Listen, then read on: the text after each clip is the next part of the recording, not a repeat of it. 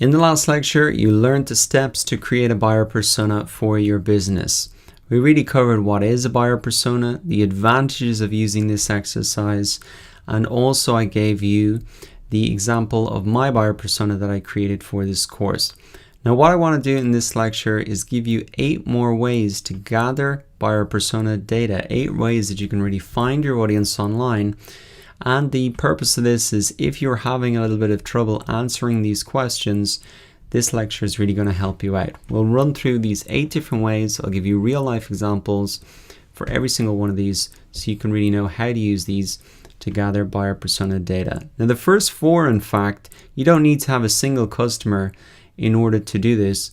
And the second half here are if you do have customers and you do have an existing site and some online presence set up, these are really 4 techniques that you can use to mine the data that you already have. So we've got 4 and 4 here. So let's start off with Quora.com. This is a fantastic question answers website. You're going to be learning later on in the course how to market your business on this platform. But for now, we really want to look at it and figure out how to use it to find out who your buyer personas are and what problems they're really struggling with. So we can use it to find the most common questions in your niche.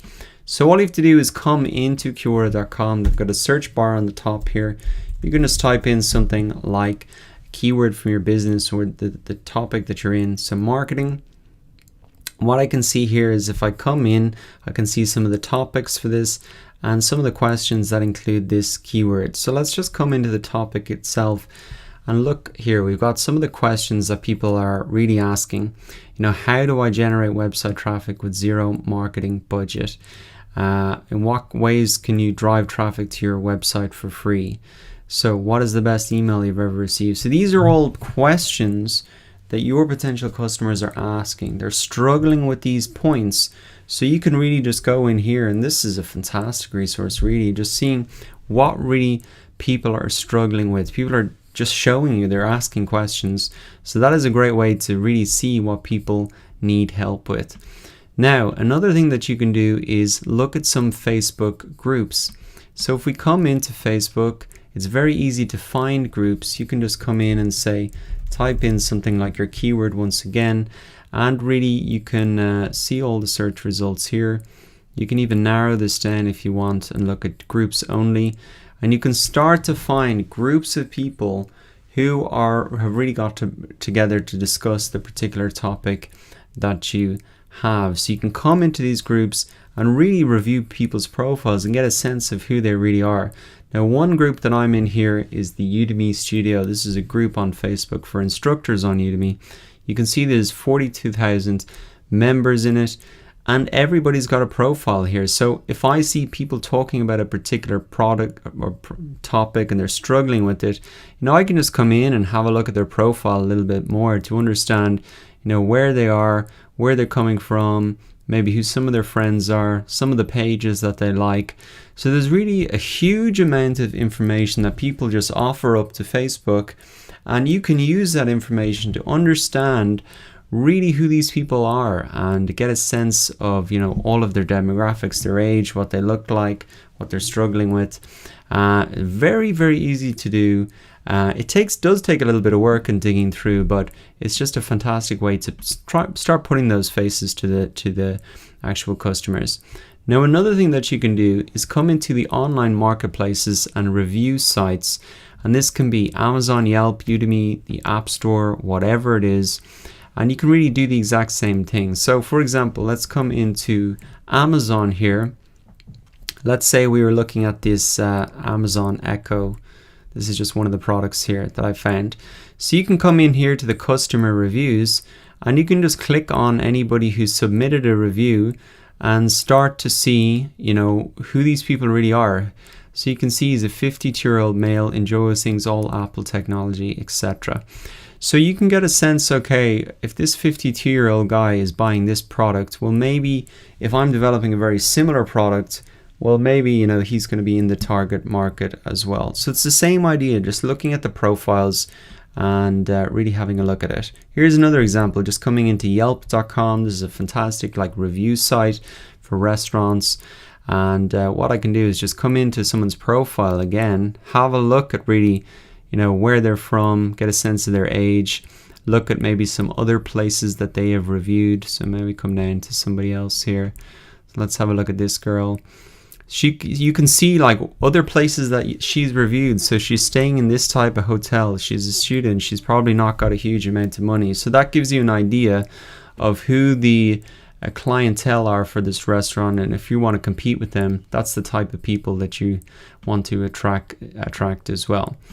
Moving on then to the fourth way that you can gather buyer persona data is to use Typeform and just ask them simply, what is your biggest fear or frustration with topic X? Now we'll be looking at this in a lot more detail in the next lecture, or in the next section of the course, but I did want to bring it up because you can really ask anything you want in these online surveys. And so if you're struggling to get that information, you can just include questions on that as well. Now, looking at the 4 ways that you can really use and gather buyer persona data if you do have existing customers, well, the first one is Google Analytics. So what you need to do is come into the Google Analytics for your website if you've got it set up. Come down to Audience, come down to Demographics, Overview here inside. And you can see here 25 to 34 for the CompleteDigitalMarketingCourse.com. This is where the age group, the bulk of the people who visit the site. You can see that that is close to, the age range that I said here, 29, okay? And you can see predominantly male as well, over 70%. So that is tying in pretty well with my buyer persona.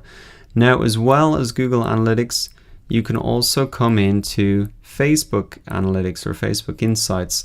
They also have a section here, so you can come into the Facebook, into the page, come into Insights, and once again you can see the demographics in terms of age and gender there as well. So you can use that data to help fill out your buyer persona, or if you're doing this for a company or a client, you can just request access to these things or just ask them to show you screenshots so you can fill this out for them. Now, another thing that you can do is the same thing essentially in YouTube Analytics. It'll be for every single video, but you'll get a very good sense of the demographics. And a final thing that you can do is just simply ask people, what are they trying to achieve? And you may have remembered that I did this in lecture 3 when I asked people to introduce themselves. I really gave them the option to introduce themselves here. And one of the questions was really, why are you taking this course? What do you want to achieve? And to be honest, that is sometimes some of the best insights that you can get to build up your buyer persona. And you may not have a course like I do in order to ask that, but you can ask, when you meet them in person, over the phone, in emails, even on your Facebook page, etc. So asking funnily enough, can just be the easiest way to get the best information. So that is 8 ways that you can gather more information. If you're having trouble to really fill out this information, those are 8 ways that you can do it. I gave you all the examples, so you really should have no issue filling that out. So take a minute, fill that out. Remember that this can be just a starting point, so get anything down on paper. This can change over time. And once you've got that done, I'll see you in the next lecture where I'll really show you how to identify your unique selling proposition and how I did it for this course as well. So